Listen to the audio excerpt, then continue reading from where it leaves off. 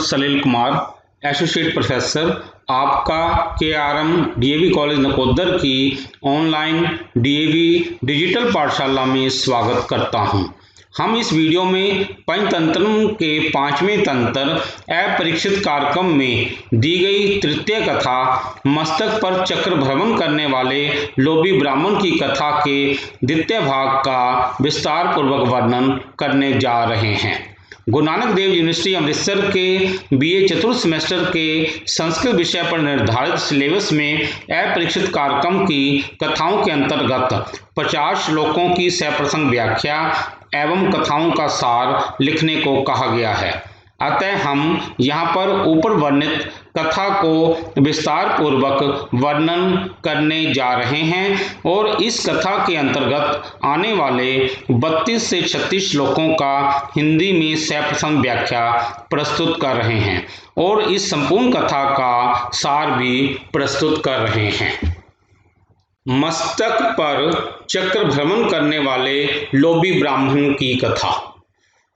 किसी स्थान पर ब्राह्मणों के 4 पुत्र आपस में मित्रता पूर्वक रहा करते थे। निर्धनता से पीड़ित वे धन कमाने की चाहत लिए हुए सिद्धि यात्रा का प्रण लिए हुए उज्जैनी पहुँचे। वहाँ क्षिप्रा नदी पर उनकी मुलाकात भैरवानंद नामक योगी से हुई। तत्पश्चात योगी से वार्तालाप करते हुए 4 ब्राह्मणों में से एक ब्राह्मण ने साहसी और महापुरुषों के आचरण को इस प्रकार व्यक्त किया है। भयम अतुलम गुरु लोका नाम तिन्नम तुल्यंती साधु शासित का प्राणान अद्भुतम एतम चरितम उदारा नाम। जो साहसी लोग होते हैं वे गुरु लोकात भयम, वे अपने गुरु लोगों से, अपने गुरुजनों से बहुत डरते हैं। और तिन्नम ये प्राणान, और अपने प्राणों को वे तिनके की तरह समझते हैं। अपने प्राणों को वे तिनके की तरह समझते हैं, अर्थात वे अपने प्राणों की वे जान की बाजी लगा देते हैं, प्राणों को दांव पर लगा देते हैं। दूसरी तरफ उदारा नाम चरितम, जो उदार लोग हैं, जो महापुरुष हैं, उनका निश्चित रूप से, जो महान लोग हैं, जो महापुरुष लोग हैं, उनका जीवन तो निश्चित रूप से अद्भुत चरित्रों से भरा होता है। एक महापुरुष होते हैं, उनका जो जीवन चरित्र है वो तो अद्भुत चरित्रों से भरा होता है, अर्थात वे नए नए कारनामे करते रहते हैं। यहाँ पर 2 बातें बताई गई हैं, एक साहसी लोगों के बारे में, एक जो है महापुरुष लोग हैं। कहते जो साहसी लोग हैं वे गुरु लोकात, वे अपने गुरुजनों से भयम अतुलम, अपने गुरुजन लोगों से बहुत डरते हैं, तथा वे अपने प्राणों को तिनके के समान, तुल्यंती माने समझते हैं, अर्थात अपने प्राणों को दांव पर लगा देते हैं। दूसरी तरफ जो महापुरुष लोग हैं, महापुरुष लोगों का जो चरित्र जो है वह अद्भुत चरित्रों से, अद्भुतम चरितम, वह अद्भुत चरित्रों से भरा होता है, अर्थात वे नए नए कारनामे करते ही रहते हैं। एक बार इसके शब्दार्थों को हम देखेंगे। साहसिका मीन साहसी लोग, गुरु लोकात गुरुजनों से, अतुलम भयम, भयम मतलब बहुत डरते हैं, प्राणान मीन प्राणों को, तिन्नमेव तिनके के समान, साधु तुल्यंती दांव पर लगा देते हैं, एतत् मीन यह है, अद्भुतम चरितम अद्भुत चरित्र से भरा होता है, निश्चय निहि मन निश्चय रूप से, उदाहरण नाम महापुरुषों का जीवन। प्रसंग है प्रस्तुत श्लोक विष्णु शर्मा द्वारा लिखित पंचतंत्र नामक नीति कथा साहित्य के 5वें तंत्र अपरीक्षित कार्यक्रम में से लिया गया है। यह श्लोक उक्त काव्य में दी गई कथा मस्तक पर चक्र भ्रमण करने वाले लोभी ब्राह्मण की कथा से लिया गया है। किसी स्थान पर ब्राह्मणों के 4 पुत्र आपस में मित्रतापूर्वक रहा करते थे। निर्धनता से पीड़ित वे धन कमाने की चाहत लिए हुए सिद्धि यात्रा का प्रण लिए हुए उज्जैनी पहुंचे। वहां शिप्रा नदी पर उनकी मुलाकात भैरवानंद नामक योगी से हुई। तत्पश्चात योगी से वार्तालाप करते हुए 4 ब्राह्मणों में से एक ब्राह्मण ने साहसी और महापुरुषों के आचरण को इस प्रकार व्यक्त किया है। सलार्थ है जो हम पहले कर चुके हैं, एक बार और देखेंगे। साहसी लोग गुरुजनों से बहुत डरते हैं, वे अपने प्राणों को तिनके के समान समझते हैं, अपने प्राणों को दांव पर लगा देते हैं, किंतु महापुरुषों का जीवन तो निश्चित रूप से अद्भुत चरित्रों से भरा होता है, अर्थात वे नए नए कारनामे करते रहते हैं। व्याख्या है, निर्धनता से पीड़ित सिद्धि यात्रा के लिए निकले ब्राह्मणों में से एक ब्राह्मण ने भैरवानंद योगी के समक्ष जो निजी विचार जो साहसी महापुरुषों के अद्भुत चरित्र के विषय में व्यक्त किए हैं, उसके विचारों का अभिप्राय ये है कि इस संसार में साहसी लोग अपने गुरुजनों का बहुत सम्मान करते हैं, उनकी किसी आज्ञा का उल्लंघन नहीं करते, उनकी आज्ञा पाकर हर जोखिम भरा कार्य तुरंत करने के लिए तत्पर हो जाते हैं। इसलिए प्राणों को तिनके के समान भली भांति समझते हैं, अर्थात प्राणों को तुच्छ समझकर दांव पर लगा देते हैं। दूसरी तरफ एक महापुरुष होते हैं, उनका जीवन अद्भुत चरित्रों से भरा होता है, अर्थात वे नए नए कारनामे करते रहते हैं। आवश्यकता पड़ने पर वे इस जगत और सांसारिक लोगों के कल्याण के लिए अपने जीवन का सर्वस्व दान कर देते हैं। तत्पश्चात हम 33वें श्लोक पर आते हैं। क्लेशस्य अंगम दत्वा सुखेम सुखानी न इव लभ्यन्ते मधुमित मथनायते आश्लयंसी बहु लक्ष्मी। क्लेशस्य अंगम दत्वा सुखम एव सुखानी न इहि लभन्ते मधुभित मथनायस्ते आलिशति बाहुवी लक्ष्मी। एक बार इसका अन्वय पढ़ेंगे। अंगम क्लेशस्य दत्वा इहि सुखम एव सुखानी न लभन्ते मधुभित मथनायस्ते बाहुवी लक्ष्मीम आलिशयति। कहते हैं अंगम क्लेशस्य दत्वा, अंगम क्लेशस्य दत्वा यानी शरीर को कष्ट दिए बिना आसानी से सुख नहीं मिलते। यहाँ पर सुख, पहले ये इस सुख का अर्थ है आसानी से, फिर है दूसरे का है सुख। शरीर को कष्ट दिए बगैर आसानी से सुख नहीं मिला करता। अरे मधुमित मथनायते, जो मधुविद है, मधुविद मीन जो भगवान विष्णु है, जिसने मधु नामक दैत्य का वध किया था। मधुविद यानी कि जो भगवान विष्णु ने मथन ने समुद्र मंथन से आयस्ते मीन थकी हुई, मथनायस्ते से मतलब जो मथने से थकी हुई अपनी बाहुवी मीन अपनी भुजाओं से ही लक्ष्मी का आलिंगन किया था। यानी कि उनको भी परिश्रम करने के बाद ही लक्ष्मी की प्राप्ति हुई थी, ये कहना चाहता है ब्राह्मण कुमार। कहते हैं अपने अंग को कष्ट दिए बगैर आसानी से सुख नहीं मिला करते। जिस प्रकार भगवान विष्णु ने समुद्र मंथन से थकी हुई अपनी भुजाओं से ही लक्ष्मी का आलिंगन किया था।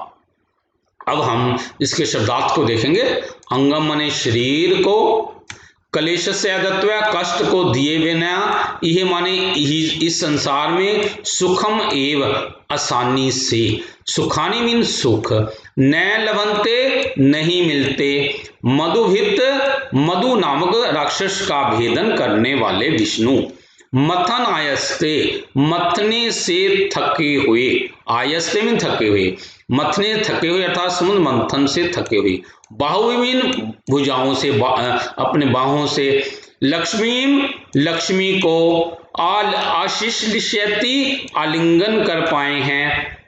अब इसका हम प्रसंग देख रहे हैं। यह श्लोक विष्णु शर्मा द्वारा लिखित पंचतंत्र के नामक 5वें तंत्र के 5वें तंत्र अपरिचित कारक में से लिया गया है। यह श्लोक उक्त काव्य में दी गई कथा मस्तक पर चक्र भ्रमण करने वाले लोभी ब्राह्मण की कथा से लिया गया है। किसी स्थान पर ब्राह्मण के 4 पुत्र आपस में मित्रता पूर्वक रहा करते थे। निर्धनता से पीड़ित, धन कमाने की चाहत लिए हुए, सिद्धि यात्रा का प्रण लिए हुए उज्जैनी वहां पहुंचे। वह क्षिप्रा नदी पर उनकी मुलाकात भैरव नामक योगी से हुई। तत्पर योगी से वार्तालाप करते हुए 4 ब्राह्मण में से एक ब्राह्मण ने उक्त श्लोक के द्वारा ये भाव प्रकट किया है कि किसी कार्य का फल अत्यंत परिश्रम करने और उत्साह दिखाने पर ही मिला करता है। एक वाक्यार्थ देखेंगे। इस संसार में शरीर को कष्ट दिए बिना आसानी से सुख नहीं मिला करते। अरे देखो, भगवान विष्णु समुद्र मंथन से थकी हुई भुजाओं से ही लक्ष्मी का आलिंगन कर पाए थे। तत्पश्चात हम इसकी व्याख्या पर आते हैं। निर्धनता से पीड़ित, धन प्राप्त करने की इच्छा लिए सिद्धि यात्रा के लिए निकले 4 ब्राह्मणों में से एक ब्राह्मण ने भैरवानंद योगी के समक्ष अपने जो विचार प्रकट किए, उसका अभिप्राय यही है कि संसार में यदि कोई व्यक्ति अपने कार्य का फल अथवा धन को प्राप्त करना चाहता है तो उसे अपने शरीर को कष्ट देना ही होगा, साहस दिखाना ही होगा, तभी उसे मनचाहा फल प्राप्त हो सकता है। अपने शरीर को बिना कष्ट दिए सुख नहीं मिला करता। जो सुख प्राप्त करना चाहता है उसे अत्यंत परिश्रम तो करना ही पड़ेगा। जैसे समुद्र मंथन से भगवान विष्णु को जो लक्ष्मी की प्राप्ति हुई वे आसानी से नहीं हो गई। समुद्र मंथन करते हुए भगवान विष्णु के हाथ भी थक गए थे, तब वे अपनी उन थकी भुजाओं से ही लक्ष्मी का आलिंगन कर पाए थे। तत्पश्चात हम 34वें श्लोक पढ़ाते हैं। तस्य कथम चला स्यात् पत्नी विष्णो निःसिंहकस्यापि मासान् चतुरो निद्रां यः सेवति जलगतः सततम्। तस्य कथम न चला स्यात् पत्नी विष्णो निःसिंहकस्यापि मासान् चतुर निद्रां यः सेवति जलगतः सततम्। अन्वय पढ़ेंगे। तस्य विष्णु निःसिंहकस्य अपि पत्नी चला कथम न स्यात् यह चतुर्मासान् सततम् जलगतः निद्राम सेवति। कहते हैं भगवान विष्णु की, विष्णु निःसिंहकस्य भगवान विष्णु की पत्नी लक्ष्मी, भगवान विष्णु की पत्नी लक्ष्मी जो है वह चंचल क्यों नहीं होगी। भगवान विष्णु की पत्नी वो भला चंचल क्यों नहीं होगी, क्योंकि भगवान विष्णु भी मासान् चतुर 4 मास जो है जलगत है, 4 मास समुद्र में शयन करते हैं। 4 महीने वे समुद्र में जाकर विश्राम करते हैं, समुद्र में जाकर शयन करते हैं। भगवान विष्णु की पत्नी भला चंचल क्यों नहीं होगी, क्योंकि उनके पति भी तो 4 महीने समुद्र में जाकर शयन करते हैं, समुद्र में जाकर सो जाते हैं। अब इसके शब्दार्थ को देखेंगे। तस्य विष्णु निःसिंहकस्य, उस नरसिंह भगवान विष्णु की, अपि माने भी, पत्नी माने पत्नी, चला माने चंचल अर्थात अनेक स्थान पर जाने वाली, कथम न स्यात् क्यों ना हो, यह माने जो, चतुर्मासान 4 महीनों तक, 4 मास तक, सततम लगातार, जलगत जल में जाकर अर्थात समुद्र में जाकर, निद्राम सेवती नींद का सेवन करते हैं। इसके प्रसंग पर आ रहे हैं। प्रस्तुत श्लोक विष्णु शर्मा द्वारा लिखित पंचतंत्र नामक नीति कथा साहित्य के 5वें तंत्र अपरिचित कारक में से लिया गया है। यह श्लोक उक्त काव्य में दी गई कथा मस्तक पर चक्र भ्रमण करने वाले लोभी ब्राह्मण की कथा से लिया गया है। किसी स्थान पर ब्राह्मणों के 4 पुत्र आपस में मित्रता पूर्वक रहा करते थे। निर्धनता से पीड़ित वे धन कमाने की चाहत लिए हुए सिद्धि यात्रा का प्रण लिए हुए उज्जैनी पहुंचे। वहां क्षिप्रा नदी पर उनकी मुलाकात भैरवानंद नामक योगी से हुई। तत्पश्चात योगी से वार्तालाप करते हुए 4 ब्राह्मण में से एक ब्राह्मण ने लक्ष्मी के चंचल होने को उक्त श्लोक में इस प्रकार व्यक्त किया है। उस नरसिंह विष्णु की पत्नी लक्ष्मी भला चंचल क्यों ना होगी, जो समुद्र में जाकर लगातार 4 महीने नींद का सेवन करते हैं। तत्पश्चात हम इसकी व्याख्या पर आते हैं। निर्धनता से पीड़ित धन प्राप्त करने की इच्छा लिए हुए सिद्धि यात्रा के निकले 4 ब्राह्मणों में से एक ब्राह्मण ने भैरवानंद योगी के समक्ष अपने जो विचार प्रकट किए। उनका अभिप्राय यही है कि लक्ष्मी चंचल तो है ही, किंतु चंचल क्यों है, इस पर विचार करना भी आवश्यक है। लक्ष्मी की चंचलता से अभिप्राय ये है कि यह लक्ष्मी अर्थात धन दौलत किसी एक व्यक्ति के पास नहीं रहती, वह तो कभी किसी के पास और कभी किसी के पास, अर्थात पक्के तौर पर लक्ष्मी किसी एक व्यक्ति के पास नहीं टिकती। इसका कारण यही है कि लक्ष्मी का स्वामी भगवान विष्णु 4 माह समुद्र में शयन करते हैं। तत्पश्चात हम 35वें श्लोक पर आते हैं। दुर्भिगम्य परभागो यावत् पुरुषेण साहस न कृतम जयति तुला विधीरो भासमान जल पटलानि। दुर्भिगम्य परभागे यावत् पुरुषेण साहस न कृतम जयति तुलाम अरूढ़ भासवान इत इहि जल पटलानि। अन्वय पढ़ेंगे। यावत् पुरुषेण साहसम न कृतम तदर्थम पर भाग्य दुर्भिगमय भवति इहि भासवान तुलाम अरूढ़ जल पटलानि जयति। कहते जब तक यावत् पुरुषेण साहस न कृतम, जब तक पुरुष साहस नहीं करता, साहसम न कृतम यावत माने जब तक पुरुष साहस नहीं करता, दुर्भिगमय पर भागे, तब तक उसको जो है आसानी से श्रेष्ठता प्राप्त नहीं हो सकती, उसको ऐश्वर्य प्राप्त करना उसके लिए कठिन होता है। दुर्भिगमय मतलब जिसको प्राप्त करना बहुत मुश्किल हो। परभाग का अर्थ है ऐश्वर्य, उसको ऐश्वर्य या धन संपत्ति प्राप्त नहीं हो सकती। जब तक व्यक्ति अपना साहस नहीं दिखाता तब तक उसको जो है ऐश्वर्य या समृद्धि प्राप्त नहीं हो सकती, क्योंकि जो सूर्य जो है भासवान माने सूर्य जो है वह तुला राशि पर चढ़कर ही जलद पतलानी बादलों को जीत पाता है। तुला राशि पर चढ़कर ही जो है सूर्य जो है जयति वह बादलों को जीत पाता है। यानी तुला राशि पर चढ़कर अर्थात आश्विन और कार्तिक इन 2 महीनों में ही सूर्य बादलों को संपूर्ण रूप से जीत पाता है।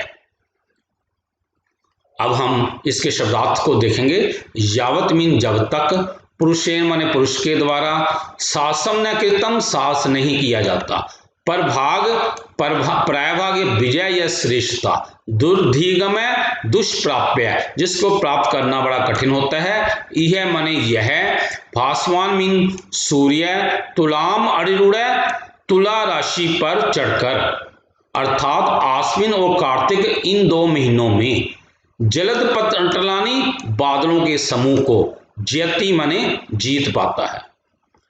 इसका प्रसंग है प्रस्तुत श्लोक विष्णु शर्मा द्वारा लिखित पंचतंत्र नामक नीति कथा साहित्य के 5वें तंत्र अप्रसिद्ध कार्यक्रम में से लिया गया है। यह श्लोक उक्त काव्य में दी गई कथा मस्तक पर चक्र भ्रमण करने वाले लोभी ब्राह्मण कथा से लिया गया है। किसी स्थान पर ब्राह्मणों के 4 पुत्र आपस में मित्रता पूर्वक रहा करते थे। निर्धनता से पीड़ित वे धन कमाने की चाहत लिए सिद्धि यात्रा के लिए प्रण लिए हुए उज्जैनी पहुंचे। वहां शिप्रा नदी पर उनकी मुलाकात भैरवानंद नामक योगी से हुई। तत्पश्चात योगी से वार्तालाप करते हुए 4 ब्राह्मण में से एक ब्राह्मण ने उक्त श्लोक के द्वारा ये भाव प्रकट किया है कि किसी कार्य का फल अत्यंत परिश्रम करने पर और उत्साह दिखाने पर ही मिलता है। सलार्थ है, जब तक पुरुष साहस नहीं करता उसे ऐश्वर्य अर्थात समृद्धि प्राप्त करना उसके लिए कठिन है। तुला राशि पर चढ़कर अर्थात आश्विन और कार्तिक इन 2 महीनों में ही सूर्य बादलों को जीत पाता है। तत्पश्चात हम इसकी व्याख्या पर आएंगे। कहते हैं, निर्धनता से पीड़ित धन प्राप्त करने की इच्छा लिए सिद्धि यात्रा के लिए निकले 4 ब्राह्मणों में से एक ब्राह्मण ने भैरवानंद योगी के समक्ष अपने जो विचार प्रकट किए। उनका अभिप्राय यही है कि तुला राशि आश्विन मास के पश्चात कार्तिक मास में आती है और वर्षा ऋतु में बादल आकाश में छाए रहते हैं, वे सूर्य को ढके रहते हैं।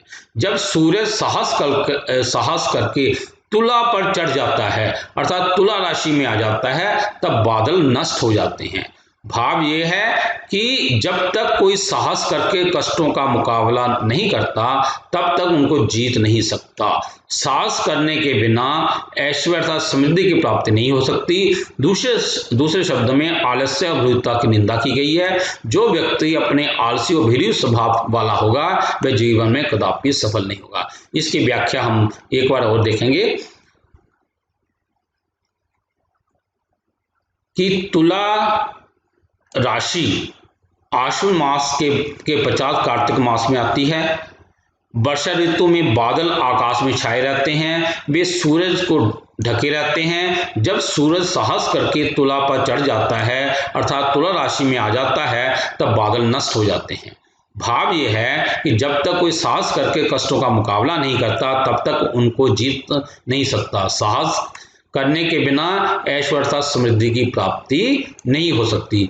दूसरे शब्दों में आलस्य भ्रूता की निंदा की गई है, और जो व्यक्ति आलसी भीरू स्वभाव वाला होगा वही जीवन में कदापि कहते हैं वो कदापि सफल नहीं हो सकता। इसलिए साहस दिखाना अवश्य है। तत् कथ्यताम अस्माकं कच्चिद उपायो विवर प्रवेश शाकिनी साधन श्मशान सेवन महामास विक्रय साधन वर्तिका प्रवृत्ति नाम एकम इति अद्भुतम शक्ति भगवान श्रूयते वयम अति साहसिका। उनमें से ब्राह्मण जो ब्राह्मण पुत्र हैं वे योगी से कह रहे हैं, तत्कथ्यताम अस्माकम, तो आप हमें कोई उपाय बताइए, हमें कोई कथ्यताम अस्माकम कच्चित उपाय, हमें कोई जो है आप कोई उपाय बताइए, यानी कि धन प्राप्त करने का कोई उपाय बताइए। चाहे वो विवर प्रवेश हो, शाकिनी साधन हो, शमशान सेवन हो, महामास का विक्रय हो और साधक की बत्ती हो। वह प्रवृत्ति नाम इनत से वह इनमें से कोई एक हो।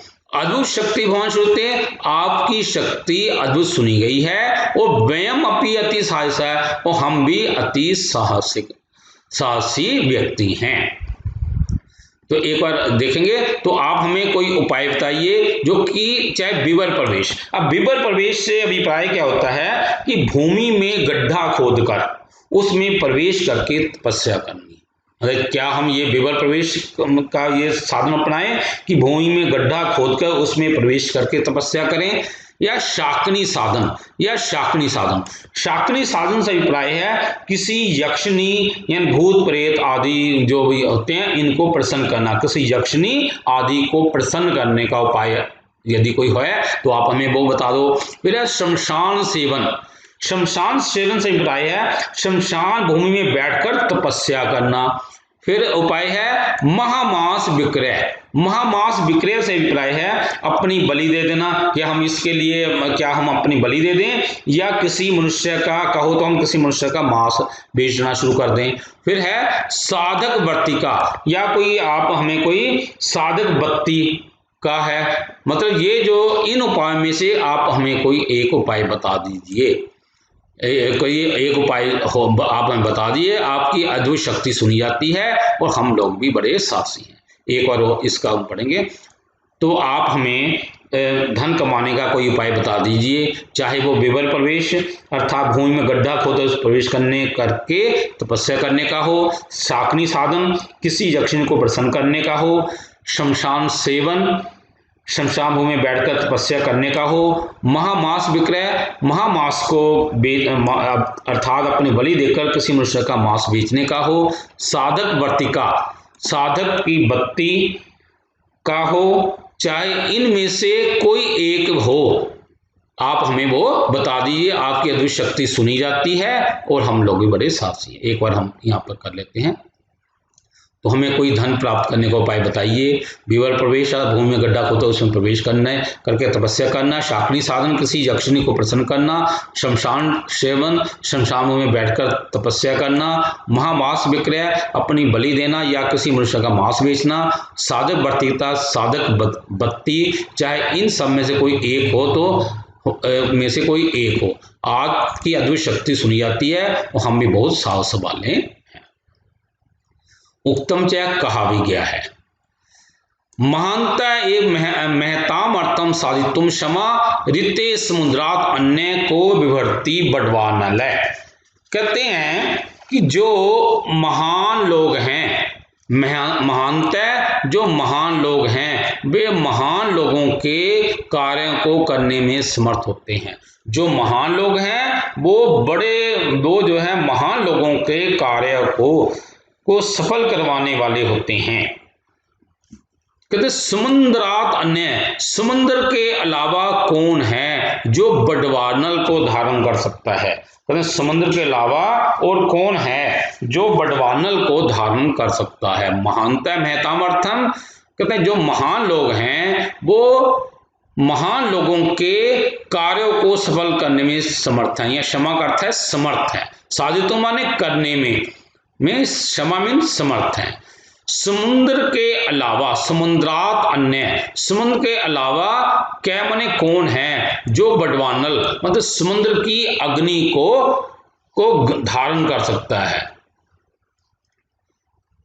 अर्थ करेंगे महानता मीन महान पुरुष, ए माने ही, महताम अर्थ माने महान लोगों के कार्य को, साधितुम क्षमा संपन्न कराने में समर्थ हुआ करते हैं। समुद्रात ऋते, समुद्र के अतिरिक्त, ऋते मीन अतिरिक्त, अन्य क्या, अन्य कौन, बडवानल मीन समुद्र की आग को, विभर्ति माने धारण कर सकता है। प्रसंग है, यह श्लोक विष्णु शर्मा द्वारा लिखित पंचतंत्र नामक नीति कथा साहित्य के 5वें तंत्र अप्रसिद्ध कारक में से लिया गया है। यह श्लोक उक्त काव्य में दी गई कथा मस्तक पर चक्र भ्रमण करने वाले लोभी ब्राह्मण की कथा से लिया गया है।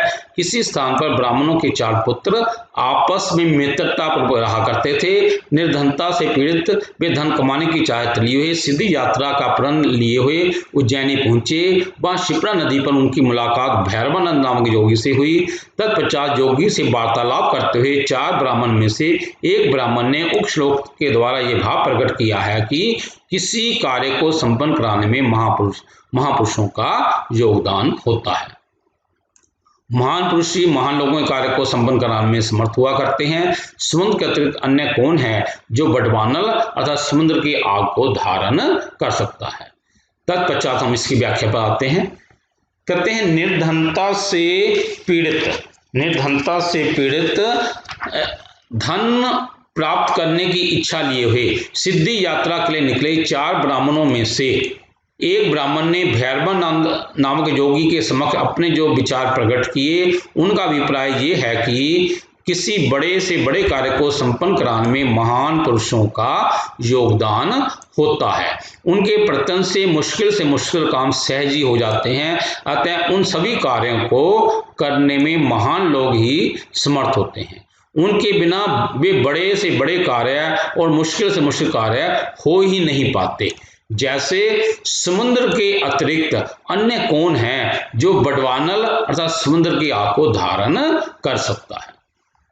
तत्पश्चात भैरवानंदो अपि तेषां सिद्ध्यर्थम बहुपायम सिद्धिवर्ति चतुष्टयम कृत्वा अर्पयत।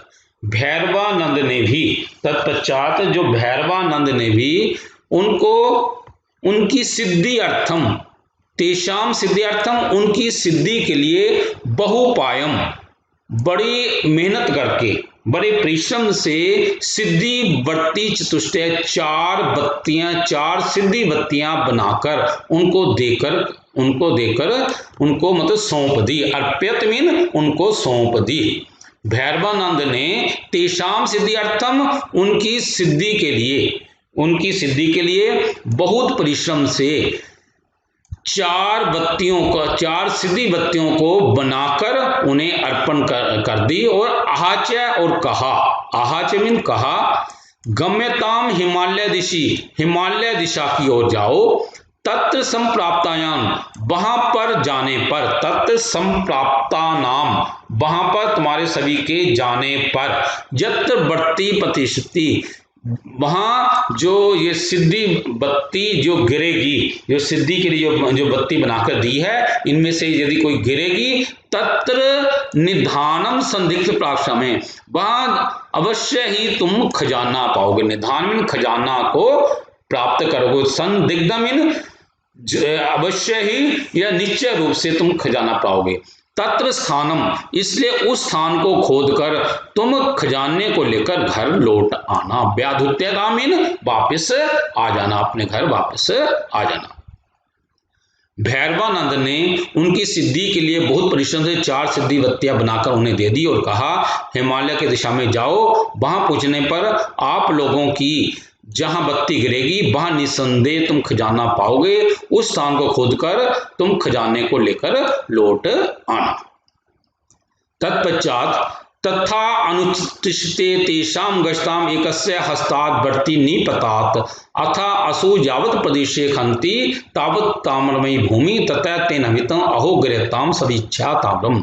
तथा अनुसृते तेषां गच्छताम एक तमस्य हस्तात् वर्ति निपतात अथ असौ यावत् प्रदेशं खन्ति तावत् ताम्रमयी भूमि अथ तेन अभितम भो गृह्यतां सदीच्छा ताम्रम्। तब वैसा किए जाने पर, तथा अनुसृते में तब वैसा किए जाने पर, गच्छताम तस्य जाते हुए की, गच्छताम एकस्य जाते हुए उनमें से एक के हाथ से बत्ती गिर गई। तब वैसा किए नहीं जाने पर उन ब्राह्मण पुत्रों में से एक के हाथ से बत्ती निपतात बत्ती गिर गई। अथ वह उस प्रदेश को जैसे ही खोदता है, खंती माने खोदता है, उस स्थान को जैसे ही खोदता है, तत् ताम्र भूमि, उसे वहां पर तांबे की भूमि नजर आती है। तेन, तब उसने कहा, अरे अपनी इच्छा से आप तांबा ले लो। अहो गृह्यताम सब इच्छा तामन, आप अपनी शक्ति अनुसार या अपनी इच्छा से यहां से तांबे को ग्रहण करो। वैसा करने पर जाते हुए ब्राह्मण पुत्रों में से एक के हाथ से बत्ती गिर गई, तो वह जैसे ही प्रदेश की भूमि खोदता है उसे वहां तांबे वाली भूमि मिलती है। तब उसने कहा, अहो अपनी इच्छा अनुसार तांबा ग्रहण करो। अन्य प्रोचु मूढ़ किम रे क्रियते यत् प्रभूतम अपि दारिद्र्य न नाशति तद उत्तिष्ठ अग्रतो गच्छामि सो अब्रवीत जानतु भवन्तः न अहम् अग्रे यास्यामि एवं अभिध्याये ताम्रं यदिच्छा गृहीत्वा प्रवृत्तं निर्वृत्य तेन त्रयोपि अग्रे प्रतिष्ठिता। अन्य प्रोचु मूढ़ किम अनेन क्रियते यत् प्रभूतमपि दारिद्र्यं न नाशति तद उत्तिष्ठ अग्रतः गच्छामि सवृत् जानतो भवन्तः न अहम् अग्रे यास्यामि एवं विधाय ताम्रयं यद इच्छा गृहीत्वा प्रथम निवृत्त ते अपि अत्र प्रतिष्ठिता। अन्य प्रोचु, तब उन्होंने कहा, मतलब जो बाकी जो 3 ब्राह्मण जो पुत्र थे उन्होंने कहा, अरे मूढ़ माने अरे मूर्ख, किम अनेन क्रियते, इसको लेने से क्या लाभ, मतलब इस तांबे को लेने का कोई लाभ नहीं। यत् प्रभूतम अपि, इस बहुत से भी, इसके बहुत सारे ढेर से भी दारिद्र्यम नाशति, हमारी गरीबी दूर नहीं होगी। दारिद्र्यम नाशति, हमारी गरीबी दूर नहीं होगी। तत् अनुतिष्ठ, इसलिए उठ, अगर तो गच्छा में आगे चलते हैं। सावरीत, वह ब्राह्मण पुत्र बोला, जान तो भवन्तः आप चलिए। अहम अग्रे न अहम अग्रे यास्यामि, मैं आगे नहीं जाऊंगा। एवं विधाय, ऐसा कहकर वह अपनी इच्छा से तांबे को लेकर अपने घर वापस लौट गया। ते त्रयोपि अग्रे प्रतिष्ठिता, वे तीनों जो थे वे आगे चल पड़े।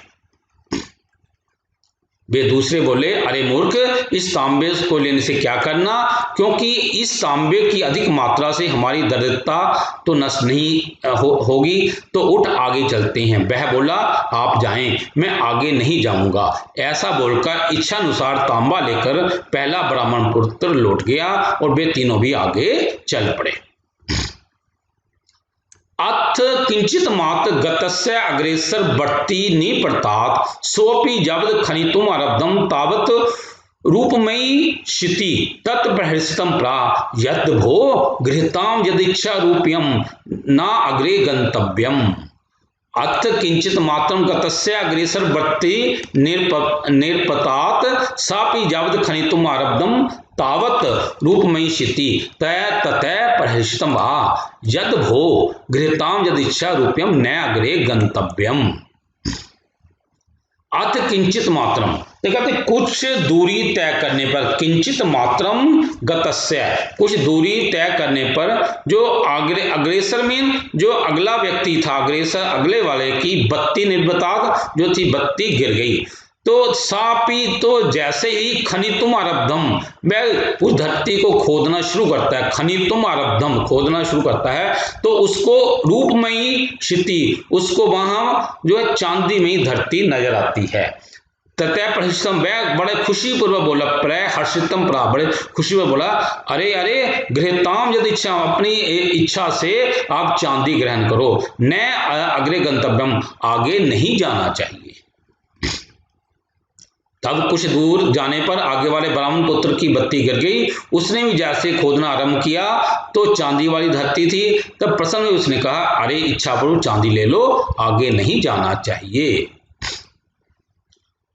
तावत उच्चतु भो पृष्ठ ताम्रमयी भूमि अग्रतो रूपमयी नूनम अग्रे स्मरणमयी भविष्यति किंचित अनेन प्रभृतेन अपि दरिद्र नाश न भवति तद आवाम अग्रे यास्यावै एवं उक्त्वा द्वाब अग्रे प्रसृतो सो अपि सब शक्तिया रूपम आदाय निर्वृत्त तौ उचितो भो पृष्ठ ताम्रमयी भूमि अग्रतर रूपमयी तत् नूनम अग्रे स्मरणमयी भविष्यति किंच अनेन प्रभुतेन अपि दारिद्र नाश न भवति तत् आवाम अग्रे यास्यावै एवं उक्त्वा दो अपि अग्रे पश्यतो स अपि सब शक्तिया रूपम आदाय निर्वृत्त। तौ उचितु, उन दोनों ने कहा, भो पृष्ठ ताम्रमयी भूमि, अरे पहले तो पृष्ठ ताम्र भूमि, अरे पहले जो थी तांबे की भूमि थी, अग्रतय रूपमयी, इसके बाद में चांदी की भूमि है, नूनम अग्रे, जरूर ही इसके आगे सोने की भूमि होगी। तो किंचेत, तो इससे, इस बहुत सारे ढेर से भी हमारी गरीबी नष्ट नहीं होगी, दूर नहीं होगी, तो हम आगे चलते हैं। एवं उक्तवा, ऐसा कहकर फिर वे दोनों जो थे वे आगे चल पड़े और वह अकेला ही अपनी शक्ति के अनुसार उस चांदी को लेकर लौट गया। उन्होंने तामोचित, उन्होंने कहा, अरे पहले तो तांबे की भूमि थी, अब आगे चांदी की भूमि थी, इसके आगे सोने की भूमि होगी, तो इस बहुत सारे ढेर से भी दारिद्र नाश में होते, हमारा गरीबी दूर नहीं होगी, इसलिए हम आगे चलते हैं। ऐसा कहकर वे दोनों आगे चल पड़े। दो माने दोनों, अग्रे माने चल पड़े। सो अपि, वह भी अपनी शक्ति अनुसार उस चांदी को लेकर वापस लौट गया। वे दोनों बोले, अरे पीछे तांबे वाली भूमि थी, आगे चांदी वाली आई, तो नीचे ही आगे सोने वाली भूमि होगी, तो इस चांदी की अधिक मात्रा से हमारी दरिद्रता का नाश नहीं होगा, तो हम दोनों आगे जाएंगे। ऐसे कहकर वे दोनों आगे चल पड़े। वह भी अपनी शक्ति के अनुसार चांदी लेकर लौट गया। अथ द्यो अपि गच्छन्तम् अग्रे वर्ति निपताम सो अपि प्रहस्य यावत् खन्ति तावत् सुमनमयी भूमि दृष्ट्वा द्वितीयपरा वो गृहताम सविच्छा सुवर्ण्यात् अन्यम किंचित उत्तमं भविष्यति। अथ द्यो अपि गच्छते एकस्य अग्रे वर्ति पतात् स अपि प्रहस्य यावत् खन्ति तावत् सुमनमयी भूमि दृष्ट्वा द्वितीयपरा भो गृहताम सविच्छा सुवर्णात् अन्यम न किंचित उत्तमं भविष्यति। उन दोनों को जाते, वे दोनों जब चल रहे थे, उनके अग्रे वर्ती था, उस अगले वाले चलते हुए उन दोनों में से अगले वाले की बत्ती गिर गई। गच्छते एकस्य, उनके चलते हुए में से उनके अग्रे माने अगले वाले की बत्ती गिर गई। सापी, वह प्रसहस्त, वह बड़ी खुशी होकर उस धरती को खोदता है, तो उसको सोने में धरती को देखकर वह दूसरे से बोला, अरे अपनी इच्छा से सोना ले लो, सोने से बढ़कर और कोई वस्तु उत्तम नहीं होती। चलते हुए उन दोनों में से एक के अगले वाले की बत्ती गिर गई, बत्ती ने पतात्मा ने गिर गई। वह भी खुशी पूर्वक उस धरती को खोदता है, तो उसको सोने में धरती को देखकर दूसरे से कहता है, अरे अपनी इच्छा से सोना ले लो, सोने से बढ़कर अन्य कोई उत्तम वस्तु नहीं होती। तत्पश्चात जाते ही इन दोनों ब्राह्मण पुत्रों में से एक की बत्ती गिर गई। प्रसन्न हुआ वह जैसे ही भूमि को खोदता है तो सोने की भूमि को देखकर उसे बोला, अरे जितना चाहे सोना ले लो, सोने से बढ़कर और कोई उत्तम नहीं होता। सप्राह मूढ़ न किंचित वेशी प्राक ताम्रम तत् रूप्यम ततः सुवर्णम तत् नूनम अतः परम रत्नानि भविष्यन्ति येषाम एतनयन अपि दारिद्र्य नाशम भवति तद उत्तिष्ठ अग्रे गच्छावः किमें भारभूतेन प्रभृतेन स आ गच्छतु भवान् अहिमत्र स्थितां त्वां प्रतिपालिष्यामि। सप्रा मूढ़ न किंचित वेशी प्राक ताम्रम ततः रूप्यकम ततः सुवर्णम तत् नूनम अतः परम रत्नानि भविष्यन्ति येषाम एक तमे न अपि दारिद्र्य नाशः भवति तत् उत्तिष्ठ अग्रे गच्छावः किम अनेन भारभूतेन अपि प्रभूतेन सप्रा आ गच्छतु भवान् अहम अत्र स्थितः त्वां परिपालिष्यामि। उसने कहा, सप्रा उसने कहा, मूढ़ किंचित वेशी, अरे मूर्ख किंचित वेशी क्या कह रहे हो? अरे मूर्ख क्या मतलब किंचित, क्या तुम कुछ जानते नहीं? वेशी माने क्या तुम कुछ जानते नहीं हो? प्राक ताम्रम पहले तांबा था, ततः रूप्यकम फिर चांदी फिर सोना, इसके 50 जरूर रत्न होंगे, तो इससे हमारी गरीबी का नाश नहीं होगा, इसलिए उठ हम अगले कक्षा में आगे चलते हैं। इसको बेकार के बोझ को ढोने से कोई लाभ, भार होते हैं माने बेकार के भार को या बोझ को ढोने से कोई लाभ नहीं। उसने कहा, आप चलिए, मैं यहीं रुककर तुम्हारी प्रतीक्षा करता हूँ, मैं यहीं रुककर तुम्हारी प्रतीक्षा करता हूँ। सप्रा उसने कहा, अरे मूर्ख क्या तुम जानते नहीं? पहले तांबा, उसके बाद चांदी, फिर सोना, जरूर इसके बाद में रत्न होंगे, तो इस अकेले से हमारी दारिद्रता, हमारी गरीबी नष्ट नहीं होगी, इसलिए उठ आगे चलते हैं, ये बेकार के भार को ढोने से कोई लाभ नहीं। उसने कहा, गच्छतु आप चलिए, मैं यहीं रहकर तुम्हारी प्रतिपालन, तुम्हारी प्रतीक्षा करता हूँ। वह बोला, अरे मूर्ख तू क्या कुछ जानता नहीं? पहले तांबा फिर चांदी फिर सोना, नीचे करके इसके रत्न में होंगे, इन तांबा चांद सोना में से एक से ही हमारी दरिद्रता नष्ट नहीं होगी, तो उठ आगे चलते हैं, भार स्वरूप भूत से सोने से क्या लाभ? वह बोला, आप जाए, मैं यहाँ तुम्हारी प्रतीक्षा करूंगा। तथा अनुतिष्ठे सैपि गच्छन् एकाकी ग्रीष्म अर्घ प्रताप संतप्त तनु पिपासा आलुकेन सिद्धि मार्ग चयुतः इत प्रभामे अथ ब्राह्मण स्थल उपरि पुरुषम एकम रुधिर प्लावित गात्रम भ्रमण चक्र मस्तकम अपश्यत। तथा अनुतिष्ठे सैपि गच्छन् एकाकी ग्रीष्म अर्क प्रताप संतप्त तनु पिपासा आकुलित सिद्धि मार्ग च्युत इतः च भ्रमाणे अहम ब्राह्मण सथल उपरि पुरुषम एकम रुधिर प्लावित गात्रम भ्रमण चक्र मस्तकम अपश्यत। तथा अनुतिष्ठते, तब इस प्रकार किए जाने पर, इस प्रकार या वैसा करने पर, सा अपि गच्छन् एकाकी, वह अकेला ही चल पड़ा, वह अकेला ही वहां चल पड़ा। और ग्रीष्म अर्क प्रताप, गर्मी में सूरज की किरणों से उसका शरीर बिल्कुल तप गया, गर्मी में सूरज के प्रताप से, सूरज की किरणों से उसका शरीर जो था बिल्कुल तप गया। पिपासा आलुकर, वह प्यास से बहुत व्याकुल हो गया। और फिर वो सिद्धि मार्ग से होते, वह सिद्धि के मार्ग से भटक गया, कि जहां उसने जाना था उस सिद्धि के मार्ग से भटक गया। और इतने ब्रह्मांड, वह इधर उधर घूमने लगा। घूमते हुए उसने सथली ऊपर एक स्थान पर एक पुरुष को खून से लथपथ शरीर वाले को देखा, जो कि भ्रमण चक्र पश्चिम है, उसके ऊपर जो है कि चक्र जो है उसके मस्तक पर चक्र घूम रहा था, ऐसे उसने सिर पर, उसके मस्तक पर चक्र घूम रहा था, ऐसे पुरुष को उसने देखा।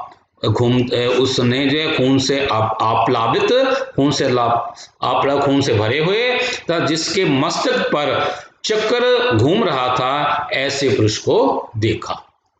एक और वो देखते हैं। तब वैसा किए जाने पर वह अकेला ही, ग्रीष्म अर्घ प्रताप है, गर्मी में सूरज की किरणों से उसका शरीर तप गया, प्यास से वह बड़ा व्याकुल हो गया, और वह सिद्धि मार्ग से भटक गया, और वह इधर उधर घूमने लगा।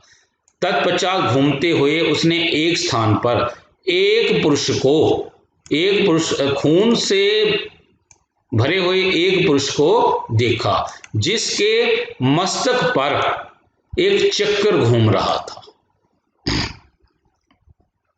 वैसा करने पर वह ब्राह्मण पुत्र भी अकेला चलने लगा। गर्मी ऋतु के सूर्य की धूप से उसका शरीर तप गया और प्यास से व्याकुल हुआ। सीधे मार्ग से भटककर इधर उधर भटकने लगा। तब घूमते हुए उसने किसी स्थल पर एक पुरुष को देखा जिसका शरीर खून से लथपथ था और उसके सिर पर चक्र घूम रहा था। ततः दुर्तम गत्वा तमुचम भोग को भवान किम चक्रे भमता शिशि टिष्टि ततः कथ्यम में यदि कुत्रचित जलम अस्ति यतः तृषार्ता अस्मीति एवं तस्य प्रत्यय चक्र तत्क्षणात् शीर्षो ब्राह्मण मस्तके चटिकम ततः दुर्तमं गत्वा तम अवोचत भोग कै भवान किम अयं चक्रे भमता शिशि टिष्टि ततः कथ्य यदि कुत्रचित जलम अस्ति यतः तृषार्तम अस्मि इति तस्य प्रत्यय तत् चक्रेन तत्क्षणात् ब्राह्मण मस्तके चटिकम। ततः मीन इसके पश्चात दुर्तम गतव्य तेज गति से उसके पास गया और अबोचत और बोला, अरे भो भगवान, अरे ये आप कौन हैं? अरे को भगवान, अरे आप कौन हैं? किम चक्रें भ्रमता शिशि, कहते हैं सिर पर घूमते हुए इस चक्र के साथ यहाँ पर क्यों रुके हुए हैं? सिर पर घूमते हुए इस चक्र के साथ आप यहाँ पर क्यों ठहरे हुए हो? ततः कथ्यम, मुझे बताओ कि क्या यहाँ कोई पानी मिल सकता है? जलमस्ती, क्या यहाँ पानी है? क्योंकि जतः तृषार्तम, क्यों मुझे बहुत प्यास लगी है। एवं तस्य, ऐसा कहे जाने पर ही वह चक्र जो था उसी क्षण उसके सिर से उस ब्राह्मण के मस्तक पर आ गया। चटिका माने वहां से उठकर वह ब्राह्मण के मस्तक पर आ गया। वह तेज तुरंत उसके पास गया, बोला, अरे आप कौन हैं? इस घूमते हुए चक्कर के साथ यहाँ पर, सिर पर घूमते हुए चक्र के साथ आप यहाँ क्या कर रहे हो? तो तत्कथ्य, तो बताओ क्या मुझे यहाँ पानी मिल सकता है? क्या पानी में है? क्योंकि मुझे बहुत प्यास है, तृषार्ता माने बहुत प्यासा हूँ। ऐसा कहे जाने पर वह चक्र तत्क्षणात् उसी क्षण उसके सिर से ब्राह्मण के मस्तक पर आ गया। तब जल्दी से उसके पास जाकर वह उनसे बोला, अरे आप कौन है? सिर पर घूमते चक्र के साथ क्यों खड़े हैं? बताओ यदि कहीं जल है, क्योंकि मैं प्यास से व्याकुल हूं। उसके ऐसा बोलते ही वह चक्र उसी समय उसके सिर से ब्राह्मण पुत्र के सिर पर आ गया।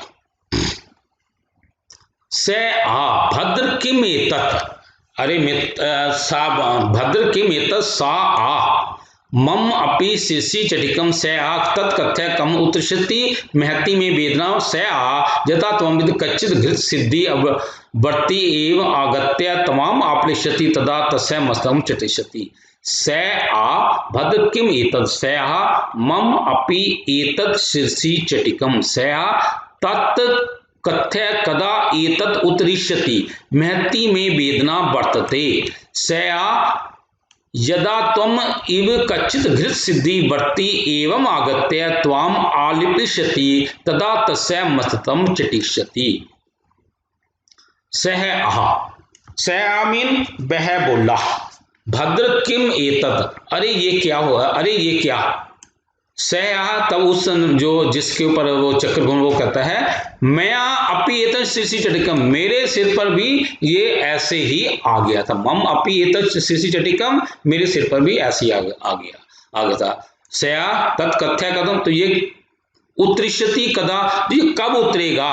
महति में वेदना, वह ब्राह्मण कहता है कि मेरे पर बहुत वेदना, मुझे बहुत दर्द हो रहा है। तब उसने कहा, जदा जब तुम्हारी तरह कोई इस सिद्धि बत्ती को लेकर यहाँ पर आएगा और त्वाम आप्लिष्यति, तुम्हारे साथ बातें करेगा, तो यह तदा तस्य, तो यह उसके मस्तक पर चला जाएगा। उसने कहा अरे मित्र ये क्या हो गया, ये क्या है? उसने कहा अरे मेरे सिर पर भी मस्तक पर भी ये ऐसे ही आ गया था। उसने कहा तो बताओ ये कब उतरेगा? महती में वेदना बढ़ते मुझे मुझे बहुत दर्द हो रहा है। उसने कहा जब तुम्हारी तरह कोई इस सिद्धि बत्ती को लेकर आएगा और तुम्हारे साथ आलपिशती तुम्हारे साथ बातें करेगा तो उसके मस्तक पर उसके मस्तक पर ये चक्कर चला जाएगा। वह ब्राह्मण बोला भद्र ये क्या है? उसने कहा ये मेरे सिर पर इस तरह ही आया था। वह बोला तो बताओ ये कब उतरेगा, मुझे बड़ी वेदना हो रही है। उसने कहा जब तुम्हारी तरह कोई सिद्धि की बत्ती लिए हुए इस तरह तुमसे बात करेगा तो उसके सिर पर ये पहुंच जाएगा।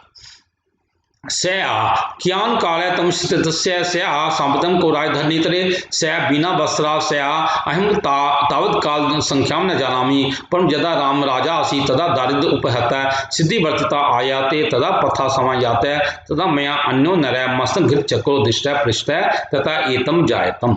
सया कियान कालम तम सया सांप्रतम कह राजधरणीतरे सया बिना वस्त्राज सया अहम तावत काल संख्याम न जानामि परम यदा राम राजा आसी तदा अहम दारिद्र्य उपहत सिद्धि वर्तिम आदाय अनेन पथा समायात तथा मया अन्य नर मस्त घृत चक्र दृष्ट पृष्ठ च तथा च एतत् जातम।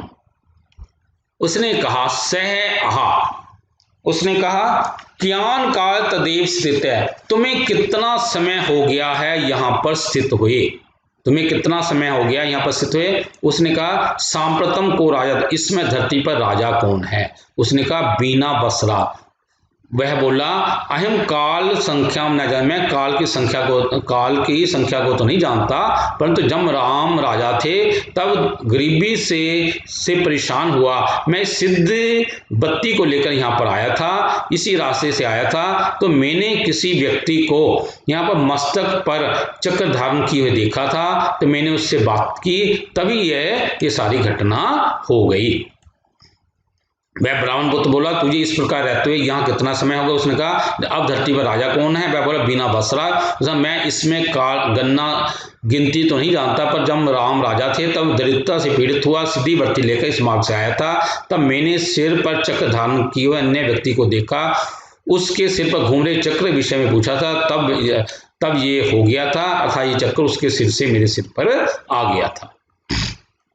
स आ भद्र कथम अवेश तस्य भोजन काम प्राप्ति आसीत् स भद्र धनद निधान भ्यात सिद्धा नाम एतत् चक्र पतन रूभ्यम दर्शितम तेन कच्चित नागस्ति यदि कच्चित आयति स शुद्ध पिपासा निद्रा हित जरा मन्नम वर्जित केवलम मे बेनानुभवति तदा आगप्य माम सब गृहम इदम उक्त्वा गतः। स आह भद्र कथम एवं तस्य भोजन प्राप्ति आसी स्या भद्र धनदे निधान हन्नम भ्या सिद्धानाम एतत् चक्र पतन रूपम भयम दर्शितम तेन कचित अपि नागस्ति यदि कचित आयति तत् शुद्ध पिपासा निद्रा रहिता जरा मरण वर्जित केवल ए वेदान भक्ति इति आज्ञाप्य माम सव्यम इति उक्त्वा गतः।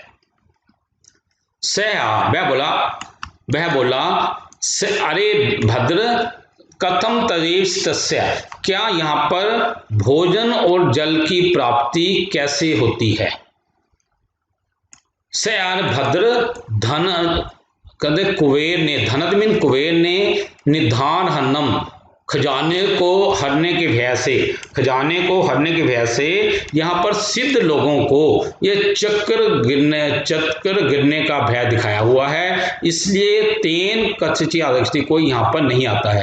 यदि कच्चित आयति यदि कोई आ भी जाए तो वह भूख प्यास निद्रा से रहित होकर तथा बुढ़ापे से रहित और मोह से रहित होकर केवल पीड़ा को अनुभव करता है, इसलिए आप मुझे जाने की आज्ञा दीजिए। ऐसे कहकर वह चला गया। उसने कहा अरे मित्र, यहाँ पर रहते हुए भोजन और जल की क्या व्यवस्था है, क्या प्राप्ति है? उसने कहा अरे मित्र, कुबेर ने खजाने को हरने के भय से या सिद्ध लोगों को यहाँ चक्र के गिरने का भय दिखाया हुआ है, इसलिए कोई यहाँ पर नहीं आता। यदि कोई कच्ची आए कोई आ भी जाए तो वह भूख प्यास और निद्रा से रहित होकर बुढ़ापे से रहित होकर केवल वेदना को अनुभव करता है, इसलिए आप मुझे अब जाने की आज्ञा दीजिए। ऐसा कहकर वो चला गया। वह ब्राह्मण पुत्र बोला अरे मित्र, इस तरह रहते हैं भोजन पानी कैसे प्राप्त होता था? वह बोला, अरे मित्र, कुबेर ने अपने खजाने के चुराए जाने की वजह से सिद्धों को ये चक्र रूपी भय दिखाया है, इसलिए कोई इधर नहीं आता। यदि कोई आ भी जाता है, भूख प्यास और निद्रा से रहित, बुढ़ापे से मोह से रहित होकर केवल पीड़ा का अनुभव करता है, तो मुझे भी घर जाने की अनुमति दीजिए। ये कहकर वह चला गया। अथ तस्मिन् चिरति स सुन सिद्धि तस्यान्वेषण तद पन्व्यक्त्या यावत् किंचित वनान्तरम् आगच्छति तद रुधित आप्लावित श्री तीक्ष्ण चक्रेण मस्तके भ्रमतया सवेदना कमनत् उपविष्टतिष्ठति इति ददर्श। अथ तस्मिन् चिरति स सुन सिद्धि तस्यान्वेषण पर तद पंक्त्या यावत् किंचित वनान्तरम् आगच्छति तावत् रुधिर आप्लावित शरीर तीक्ष्ण चक्रेण मस्तके भ्रमतया सवेदना कमनन् उपविष्टतिष्ठति इति ददर्श। अथ मीन इसके पश्चात, तस्मिन् चिरति इसके पश्चात, वह ब्राह्मण क्योंकि देर लगा रहा था, इसलिए जो स्वर्ण सिद्धि मतलब जिसने स्वर्ण को प्राप्त कर लिया था, वह स्वर्ण सिद्धि उसको ढूंढता हुआ उसके पद पंक्ति, उसके पैरों की पंक्ति के सहारे वह उस वन के अंदर जाकर है। किंचित वनांतर में गश्ती, वहां उस वन के अंदर जाकर देखता है कि वहां पर खून से अप्लावित, खून से भरे हुए, खून से लथपथ अपने मित्र को देखता है, जो कि श्री तीक्ष्ण चक्रेन मस्तके, कि उसके मस्तक पर जो है तीक्ष्ण चक्र घूम रहा था और वह सवेदना, और वह बड़ी वेदना से करा रहा था, तथा कवनम धीरे धीरे करारता हुआ बोल रहा था, और बोलता हुआ ऐसे वो बैठा था। अथ इसके पश्चात वह ब्राह्मण बहुत देर लगा रहा था, इसे स्वर्ण सिद्धि उसको ढूंढता हुआ उसके पैरों की पंक्ति के सहारे किसी तरह उस वन के अंदर जाता है। वहां पर वह खून से लथपथ अपने मित्र को देखता है, जिसका शरीर जो था तीक्ष्ण चक्र के कारण, तीक्ष्ण चक्र से जो खून से अप्लावित था, तब मस्तक पर जो उसके चक्र चल रहा था, जिसके कारण वह बड़ा करा रहा था, तथा करारता हुआ, आकमन माने करारता हुआ, अस्पष्ट मतलब विलाप करता हुआ, कमनम अस्पष्ट विलाप करता हुआ वो बैठा हुआ था। उस ब्राह्मण पुत्र ने देर करने उसका मैं सुनो से खोजता, उसकी पग पंक्ति सहारे जैसे उस वन के अंदर आया, तो वहां उसने अपने मित्र को देखा। सिर खून से लथपथ था, सिर पर घूम रहे तीखे चक्रे पीड़ा से युक्त था, वह ऐसे विलाप करता हुआ बैठा था। तत्समवर्तिनी उसके भूतवा सवास पर भद्र की मित्र सया विधि वियों सया कथम कथ्या कारण सयापि तेन पृष्ठ सर्व चक्र वृत्तांत अकथ्यत तथ समीप वर्तवा भूतवा। तब उसके समीप होकर उसने कहा, अरे मित्र ये क्या हो गया? वो कहता है विधि भी नहीं होगी, ये भाग्य का दोष है। सया ये क्या बात है, कथम कारण, इसका क्या कारण है? सापी तेज पूछे जाने पर उसने सारे चक्र का वृत्तांत उसको बता दिया। तो उसके समीप जाकर आंसू से युक्त होकर स्वर्ण सिद्धि ने पूछा, अरे मित्र ये क्या है? वह बोला, दुर्भाग्य का खेल। उसने पूछा वो कैसे, इसका कारण था। उसका ऐसा पूछने पर उसने चक्र का सारा वृत्तांत उसको सुना दिया। तत् श्रुत्वा असो विघन्यम इदा भो निषिद्ध मया अनेश न शृणोति मे व्याकुम तत् किम क्रियते विद्यावान कुलीनृत बुद्धि रहिता। ततः श्रुत्वा, यह सुनकर उसको डांटते हुए उसने कहा, अरे उसको धिकारते कहा, भो निषिद्ध, मेरे अनेक बार कहे जाने पर भी तूने मेरी वाक्य को नहीं माना, अब क्या किया जा सकता है? विद्यावान और कुलीन होता हुआ भी तो बुद्धि से रहित हुआ। उसको फटकारते हुए डांटते हुए करे, अरे मेरे मना करने पर भी तूने मेरी बात को नहीं माना, अब क्या किया जा सकता? विद्यावान कुलीन होता हुआ तो बुद्धि रहित है। उसकी ये बात सुनकर स्वर्ण सिद्धि ने उससे धिक्कारता हुए बोला, अरे मेरे बार बार मना करने तो मेरी बात नहीं सुनी, अब क्या किया जाए? विद्यावान कुलीन होते हुए तो बुद्धि से रहित है। इस प्रकार यहाँ पर ये कथा समाप्त होती है। अब हम इस संपूर्ण कथा का सार प्रस्तुत कर रहे हैं। मस्तक पर चक्र भ्रमण करने वाले लोभी ब्राह्मण की कथा का सार। किसी स्थान पर ब्राह्मणों के 4 पुत्र आपस में मित्रता पूर्वक रहा करते थे और निर्धनता से पीड़ित उन्होंने आपस में सलाह की, अरे धिक्कार है इस दरिद्रता पर, इस गरीबी पर, तो धन के लिए अर्थात धन कमाने के लिए हम कहीं चलते हैं। ऐसी सलाह करके वे अपने देश को अपने मित्र समेत नगर को, बंधुओं से युक्त घर को छोड़कर वे चल पड़े। इस प्रकार चलते हुए वे उज्जैनी पहुंचे। वहां शिप्रा नदी के जल में स्नान करने के उपरांत उनकी मुलाकात भैरवानंद नामक योगी से होती है। वे उनका खूब आदर सत्कार करते हैं। उनके साथ उनके मठ में वे चले जाते हैं। भैरवानंद योगी के द्वारा जब उनकी ब्राह्मणों से यात्रा का उद्देश्य पूछा गया तो उन्होंने बताया कि वे सिद्धि प्राप्त करने के लिए यात्रा कर रहे हैं, इसलिए वे वहां जाएंगे जहां धन मिलेगा। इस सिद्ध यात्रा को करते हुए चाहे उनकी मृत्यु क्यों ना हो जाए, ऐसा उनका दृढ़ निश्चय है। तत्पश्चात वे ब्राह्मण उस भैरवानंद योगी से धन प्राप्त करने का उपाय बताने के लिए कहते हैं। विवर प्रवेश अर्थात भूमि में गड्ढा खोदकर उसमें प्रवेश करके तपस्या करना, शाकनी साधन, किसी यक्षिणी को प्रसन्न करना, शमशान सेवन, शमशान भूमि में बैठकर तपस्या करना, महामांस विक्रय, अपनी बलि देना या किसी मनुष्य का मांस बेचना, साधन वर्तिका, साधक वर्ती, चाहे इन सब में से कोई एक हो। भैरवानंद ने भी उनकी सिद्धि के लिए बहुत से परिश्रम से 4 बत्तियां बनाकर उन्हें दे दी और कहा, हिमालय की दिशा में जाओ, वहां पहुंचने पर आप लोगों की जहां बत्ती गिरेगी वहां निसंदेह तुम खजाना पाओगे। उस स्थान को खोदकर खजाने को लेकर लौट आना। वैसा करने पर जाते हुए उन ब्राह्मण पुत्रों में से एक के हाथ से बत्ती गिर गई तो वह जैसे ही प्रदेश की भूमि को खोदता है उसे वहां तांबे वाली भूमि मिलती है। तब उसने कहा, अरे अब इच्छा अनुसार तांबा ग्रहण करो। दूसरे बोले, अरे मूर्ख, इस तांबे से क्या करना, क्योंकि इस तांबे से अधिक मात्रा भी हमारी दरिद्रता को नष्ट नहीं करेगी। तत्पश्चात वे बोले, उठ आगे चलते हैं। वह बोला, आप जाएं, मैं आगे नहीं जाऊंगा। ऐसा बोलकर इच्छा अनुसार तांबा लेकर पहला ब्राह्मण पुत्र अपने गांव की ओर लौट गया। फिर वे तीनों भी आगे चल पड़े। तब कुछ दूर जाने पर आगे वाले ब्राह्मण पुत्र की बत्ती गिर गई। उसने भी जब खोदना आरंभ किया तो चांदी वाली धरती थी, तो वह प्रसन्न होकर उसने कहा, अरे इच्छा अनुसार चांदी ले लो, आगे नहीं जाना चाहिए। वे दोनों बोले, अरे पीछे तांबे वाली भूमि थी, आगे चांदी वाली आई तो निश्चय ही आगे सोने वाली भूमि होगी। इस चांदी से अधिक मात्रा से हमारी दरिद्रता नाश नहीं होगी, अतः हम दोनों आगे जाएंगे। ऐसा कहकर वे दोनों आगे चल पड़े। वह भी अपनी शक्ति के अनुसार चांदी लेकर अपने गांव की ओर लौट गया। तत्पश्चात जाते हुए दोनों ब्राह्मण पुत्रों में से एक की बत्ती गिर पड़ी। प्रसन्न हुआ वह भी जैसे ही भूमि को खोदता है तो सोने की भूमि को देखकर दूसरे बोला, अरे जितना चाहे सोना ले लो, क्योंकि सोने से बढ़कर और कुछ उत्तम नहीं होगा। वह बोला, अरे मूर्ख, तू कुछ नहीं जानता, पहले तांबा फिर चांदी फिर सोना, तो निश्चय करके आगे रतन भी होंगे, तो उठ आगे चलते। मैं बोला, आप जाएं, मैं यहाँ रहकर तुम्हारी प्रतीक्षा करूंगा। वैसा करने पर वह ब्राह्मण पुत्र भी अकेला चलने लगा। गर्मी ऋतु के सूर्य की धूप से उसका शरीर तप गया और वह प्यास से व्याकुल हुआ, सीधी मार्ग से भ्रष्ट होकर इधर उधर भटकने लगा। तब घूमते हुए उसने किसी स्थल पर एक पुरुष को देखा। उसका शरीर खून से लथपथ था, उसके सिर पर चक्र घूम रहा था।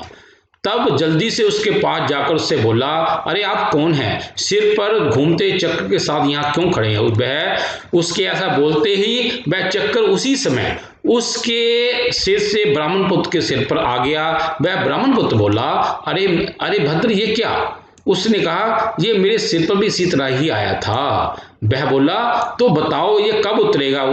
मुझे बड़ी पीड़ा हो रही है। उसने कहा, जब तुम्हारी तरह कोई सिद्धि की बत्ती लिए हुए इस तरह तुझसे बात करेगा, तब उसके सिर से यह चक्कर, उसके सिर पर यह चक्कर पहुंच जाएगा। तब उस ब्राह्मण पुत्र के देर करने पर उसका मित्र सुमन सिद्धि से खोजता हुआ उसकी पद पंक्ति के सहारे जैसे ही बन के कुछ अंदर आया तो वहां उसने अपने मित्र को देखा, जिसका शरीर खून से लथपथ था और जो सिर पर घूम रहे तीखे चक्र से पीड़ा से युक्त था और कुछ अस्पष्ट विलाप करता हुआ बैठा हुआ था। तो उसके समीप जाकर आंसू से युक्त होकर सुमन सिद्धि ने पूछा, अरे मित्र, ये क्या है? वह बोला, दुर्भाग्य का ये खेल है। उसने पूछा वो कैसे, इसका कारण बताओ। उसके पूछे जाने पर उसने चक्कर का संपूर्ण वृत्तांत से सुना दिया। उसकी ये बात सुनकर वह स्वयं से धिक्कारता हुआ बोला, अरे अरे मित्र, मेरे बार बार मना करने पर तूने मेरी बात नहीं सुनी। अब क्या किया जाए? विद्यावान और कुलीन होते हुए भी तू बुद्धि से रहित है। इस कहानी की शिक्षा मिलती है, अधिक लालच नहीं करना चाहिए। लालच अर्थात इच्छा को बिल्कुल छोड़ना भी नहीं चाहिए।